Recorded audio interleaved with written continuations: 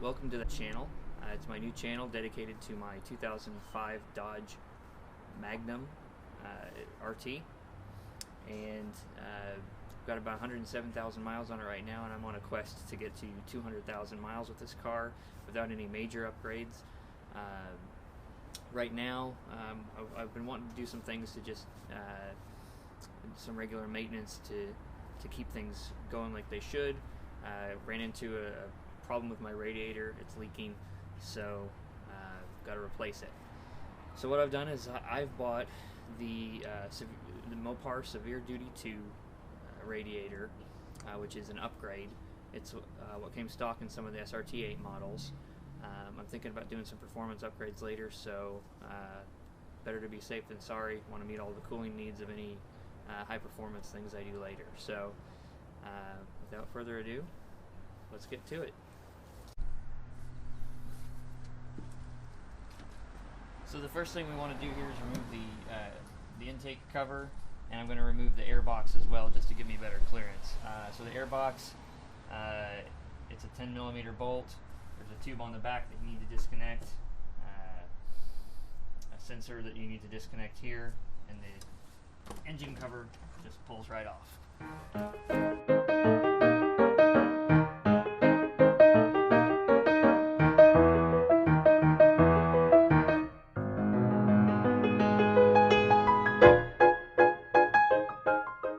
One of the things you'll also want to do for this project is remove this lower air dam, just so you have better access. You can see here, right there's the drain for the radiator. I'm going to remove this panel here. It's held on with, I think, what are 8mm bolts. You probably won't have all of them, like that one's missing. So you need to remove these, and then there's some in the wheel wells also that you'll need to remove to get this off. So I'm going to take that off next.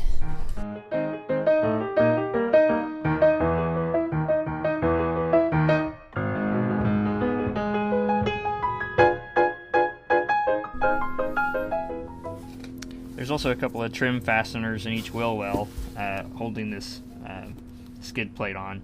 So there's one right there, and then there's one farther back up in here. I'm just going to use a pair of side cuts to get in on that. I'm going to pull the middle part up, and then it should just pull out.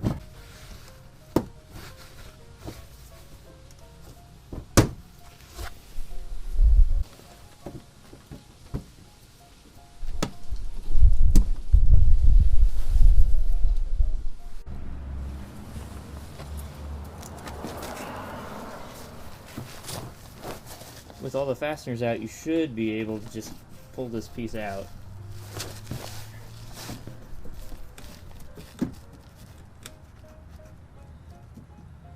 Unless you missed a fastener or two,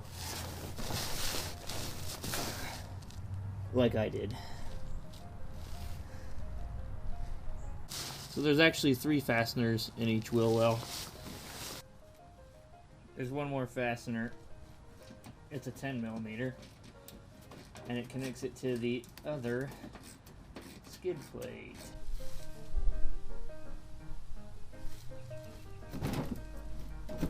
And it's out. Maybe.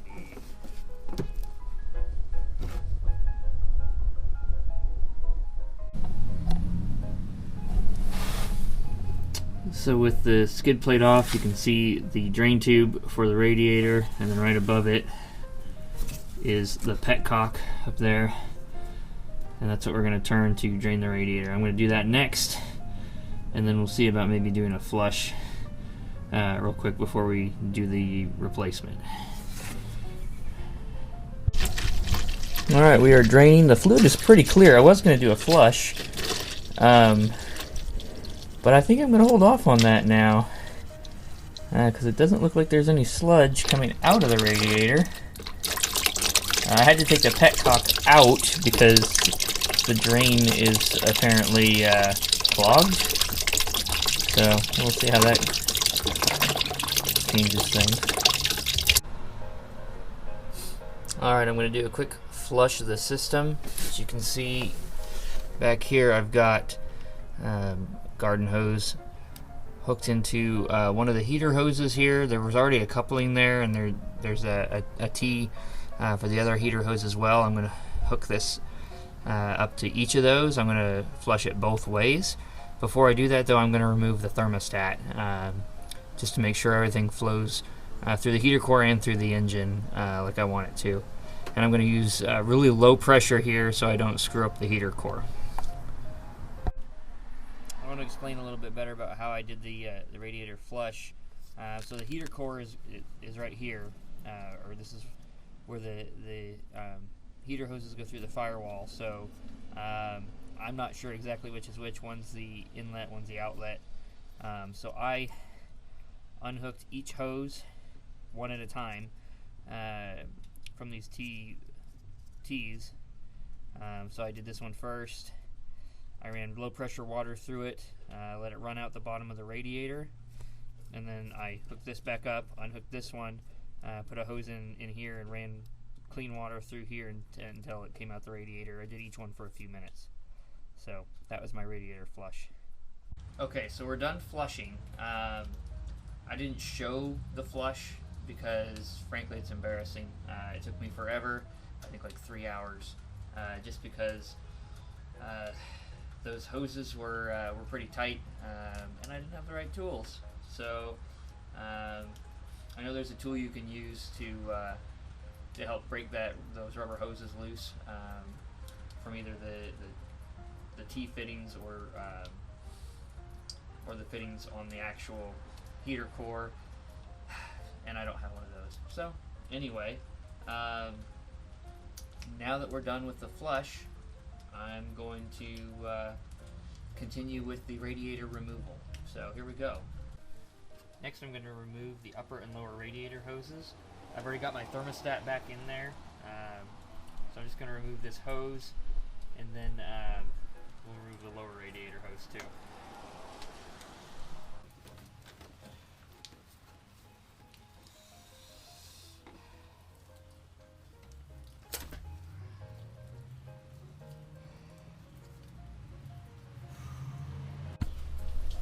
Alright, before I get the lower radiator hose out, I'm going to get the fan shroud out, or the fan assembly. It's just two 10mm bolts. This is the driver's side, right here. Then the passenger side is just below where the radiator, the upper radiator hose goes in to the radiator. So remove those two 10mm bolts. I'll also have to disconnect this electrical connector here, and then I should just be able to tilt the fan shroud back and pull it out. You just gotta push right here, and then you should be able to just pull it out. There we go.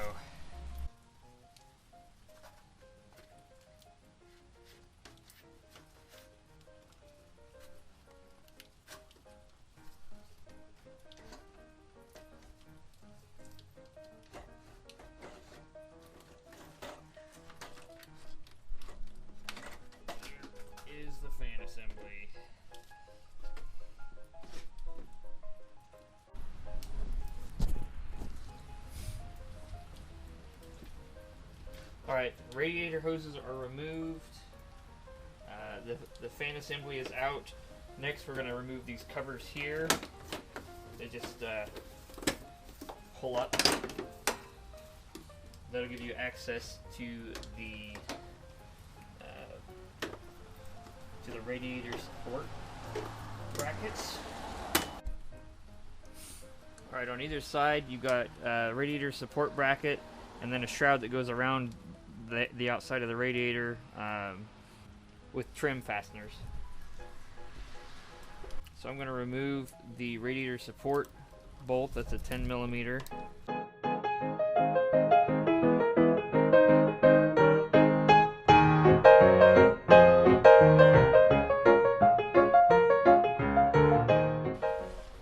And then I'm going to remove that fastener with a pair of side cuts.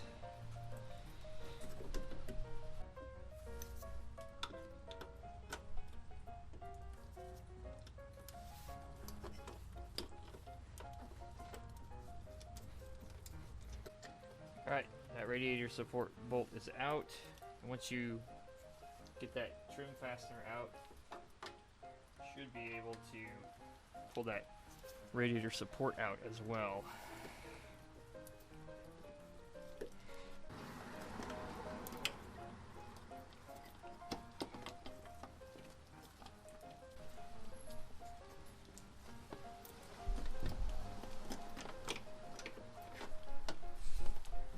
There is the radiator support. Pull that out on the other side too. You'll want to remove the trim fasteners on either side of the side trim on the radiator as well, on the bottom. That'll make it easier to get this trim piece out of the way.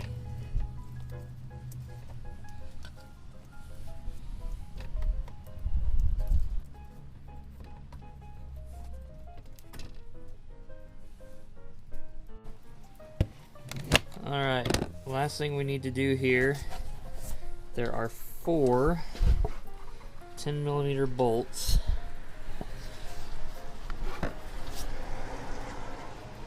holding the compressor to the radiator. That is the first one near the top on the passenger side.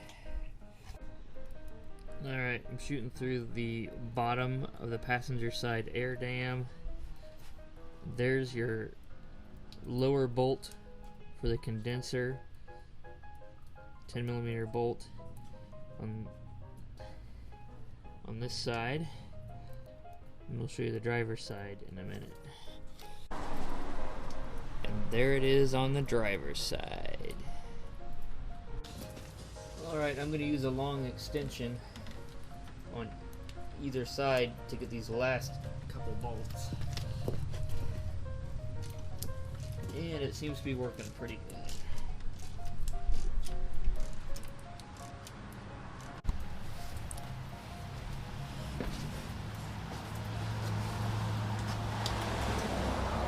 Okay, so I've removed the 4 10mm bolts on the front side of the radiator that hold the condenser to the radiator. So the next step should just be to lift up on the radiator. I'm going to tilt it forward. Got to clear some stuff first.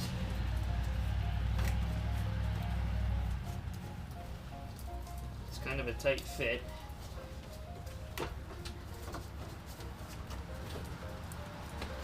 But should be able to get it out of here.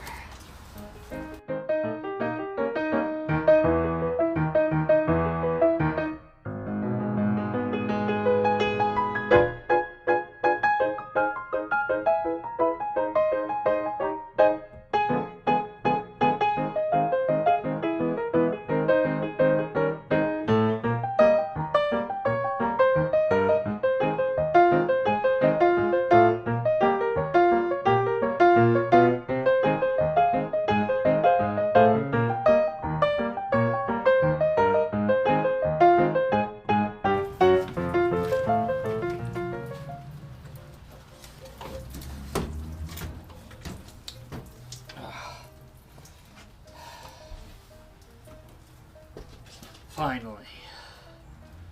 That literally took me all day.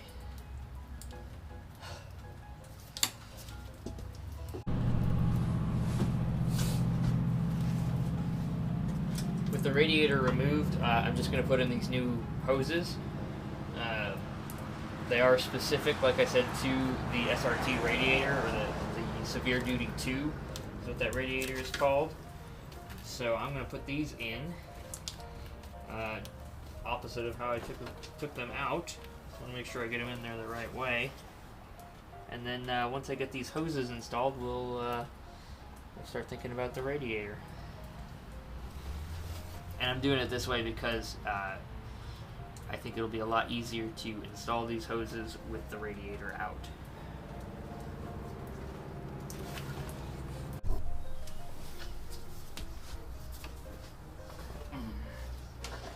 Okay, day 2, radiator install.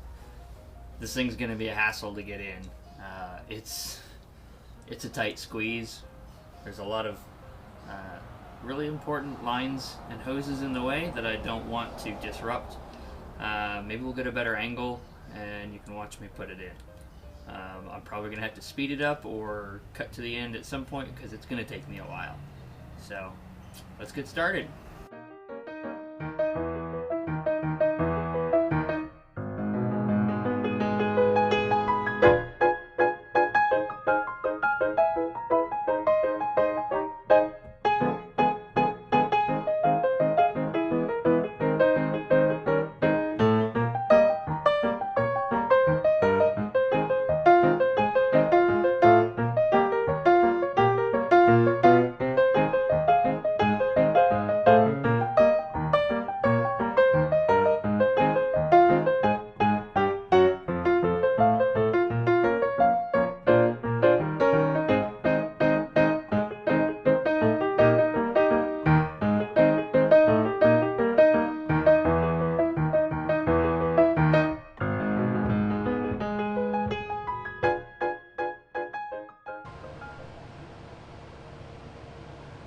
Alright, next we will connect the 10mm bolts that hold it to the AC condenser. Alright, we're looking straight down at the driver's side of the radiator. One of the first things you can see there is the top bolt hole for the connection to the AC condenser, and then about 8 inches below it there's the bottom one. Just a better view for you to see where I'm going to make those connections. Let's see if we can see the same thing over on the passenger side. There's the top one, and the bottom one is a little bit lower. It's close to the bottom actually, and I accessed that through the front bumper cover last time, so it might be interesting getting that back in. Alright, so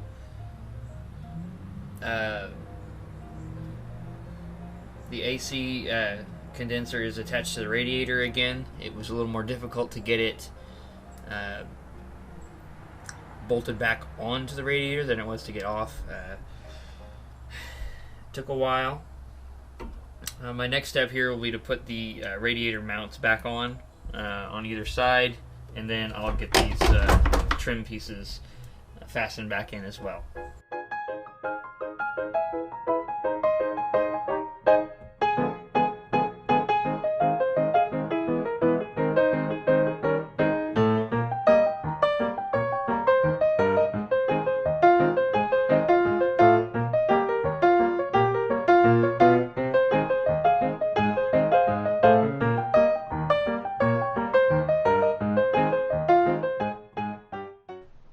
So now that we've got the radiator mount secure and the trim pieces on the side reattached, it's time to put the fan assembly back in. I've also went ahead and connected the lower radiator hose both to the radiator and to the engine, just because I think that'd be hard to do after the fan's installed. So let's do the fan.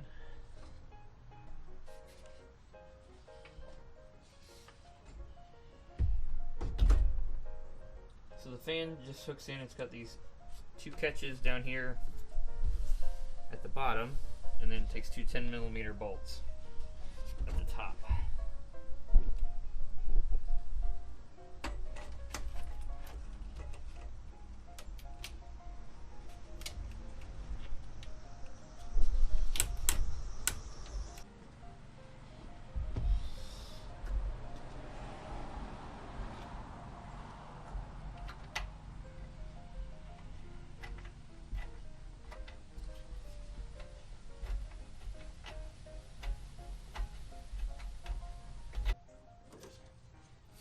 Now we just need to reconnect the switch for the fan, or the connection there. That should be good to go. Next we're going to hook up that upper radiator hose.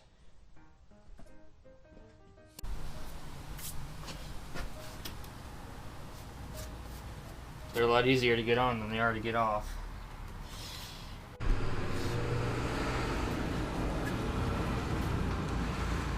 So I'm getting ready to install the airbox again.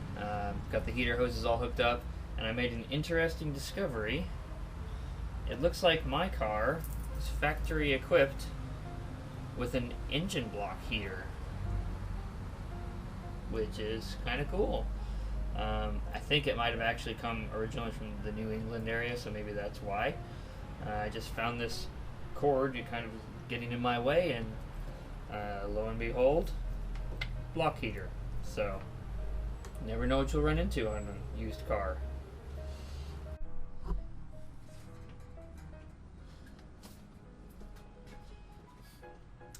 Okay, so we're getting ready to fill our reservoir back with coolant. Before we do, I wanted to say that before I did the system flush and everything, I put some of this Prestone flushing cleaner in, drove around for a couple days with that in there, then I drained everything and flushed it, and now I'm getting ready to put in 50-50 mix G05 Chrysler coolant. And the owner's manual says that it takes 14 quarts or about 3.5 gallons. So what we'll do is we'll start filling it, we'll let it get into the system. I'm going to start the car, put the heat on the low fan setting, heat all the way up, and keep adding coolant to the max fill cool line until I feel heat coming out of the vents, and it stops, and the level stops going down.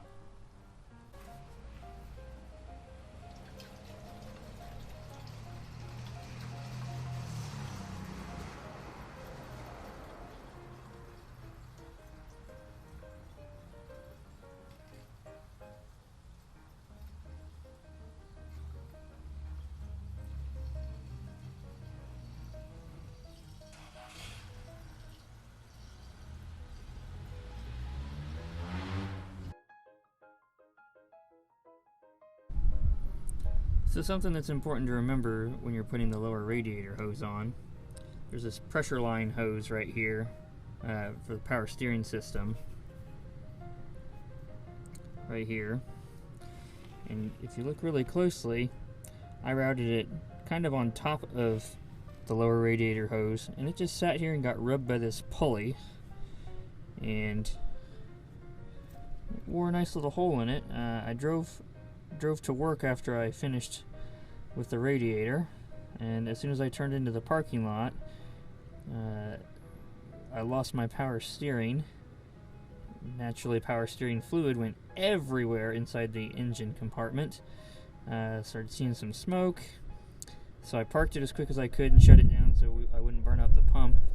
And now I've got to replace this hose. So really, it looks like it's just going to take an open-end wrench on this end, and then there's a clamp on the frame there, a bolt that looks like it's 10 millimeters, and then the other end of the hose goes into the steering system. I'm probably going to have to put it up on jack stands and get underneath the car to get it that